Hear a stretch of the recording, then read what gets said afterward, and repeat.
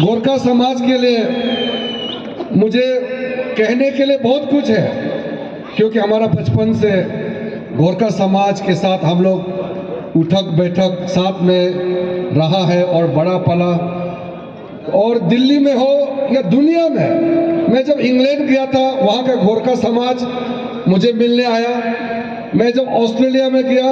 वहाँ भी गोरखा समाज से मेरा मुलाकात हुआ, अमेरिका में भी, और पूरा देश भर में। आसाम में गोरखा का पॉपुलेशन बहुत ज़्यादा है, मेरे राज्य में भी, अरुणाचल प्रदेश,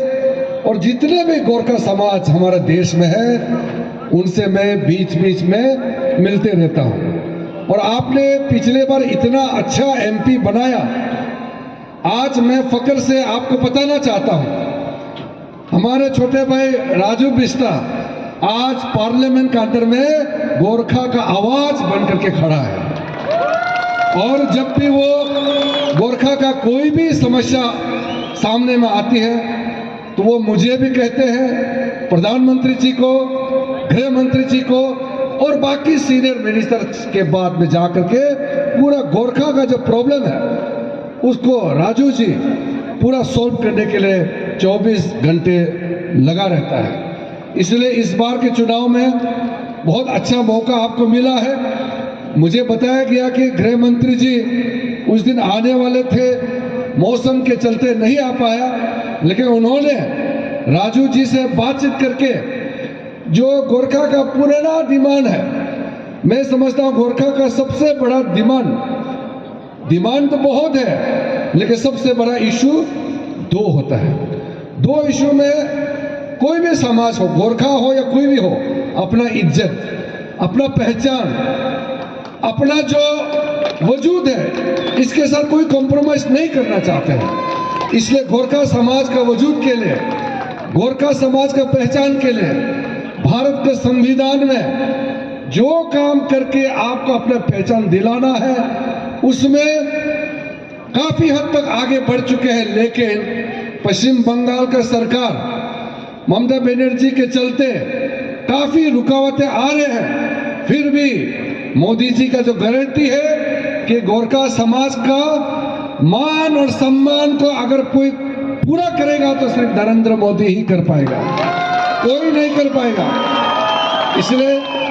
आपको मैं फिर से आश्वासन देता हूं कि चुनाव के बाद आपके साथ में तालमेल करके बिमल गुरुंग जी का गोरखा जन मुक्ति मोर्चा और अन्य गोरखा का जितना समाज का नेता यहाँ बैठा है, सबसे तालमेल करके मैं भी जिम्मेदारी से कहना चाहता हूँ, कैबिनेट में कोई बात आएगा तो, क्योंकि हमारा यहाँ से कोई कैबिनेट मिनिस्टर नहीं है, तो मैं आपका प्रतिनिधि के हिसाब से मैं हमेशा आवाज बनकर के खड़ा रहेंगे। आपके जो अटल बिहारी वाजपेयी के समय में लिंबू राइट का जो तमांग का जो हुआ था शेड्यूल ट्राइब का, उसके बाद जो छूट गया है, उसमें मैं जब कानून मंत्री था इस देश का, हम लोगों ने सारा सूची देखा है और गृह मंत्री जी ने आपको सूचना भी दिया है। जो 11 गोरखा जाति जिसको अनुसूचित जनजाति में सम्मिलित करना है, राय, गुरुंग, खास, नेवार, याखा जिसको देवानी कहते हैं, मगर, जोगी, सुनवार, भूजेल, तामी, धीमाल, इन लोगों को अनुसूचित जनजाति में सम्मिलित करने के लिए, संविधान में दर्जा देने के लिए प्रतिबद्ध है। और मोदी जी की सरकार आपका पूरा मान सम्मान के साथ पूरा ये काम चुनाव के बाद करेंगे।